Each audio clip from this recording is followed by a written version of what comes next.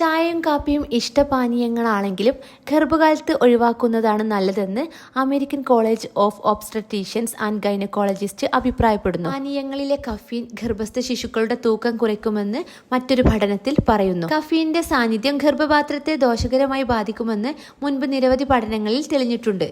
ഈ പഠനത്തിനായി ഗവേഷക സംഘം അയർലൻഡുകാരായ 941 അമ്മമാരെയും കുഞ്ഞുങ്ങളെയും തിരഞ്ഞെടുത്തു. അയർലൻഡുകാർ കാപ്പിയേക്കാൾ അധികം ചായ കുടിക്കുന്നവരാണ്.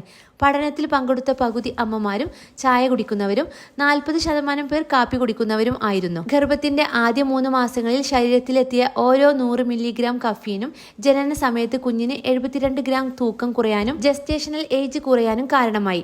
കഫീൻ ഉള്ളിൽ ചെന്ന ഗർഭിണികളുടെ കുട്ടികൾക്ക് ജനന സമയത്ത് നീളവും തലയുടെ വലുപ്പവും കുറവായിരുന്നു. ഏറ്റവും കൂടുതൽ കഫീൻ കഴിച്ച സ്ത്രീകളുടെ കുട്ടികൾക്ക് 170 ഗ്രാം തൂക്കം കുറവായിരുന്നു. കഫീന്റെ അളവ് കൂടുന്നത് മറുപിള്ളയിലെ രക്തയോട്ടം കുറയ്ക്കാനും ഇത് ഗർഭസ്ഥ ശിശുവിന്റെ വളർച്ചയെ ബാധിക്കുകയും ചെയ്യും. 355 മില്ലി ലിറ്റർ കാപ്പിയിൽ 200 മില്ലിഗ്രാം കഫീൻ ഉണ്ട്. ചായയിൽ പൊതുവെ കഫീൻ കുറവാണ്.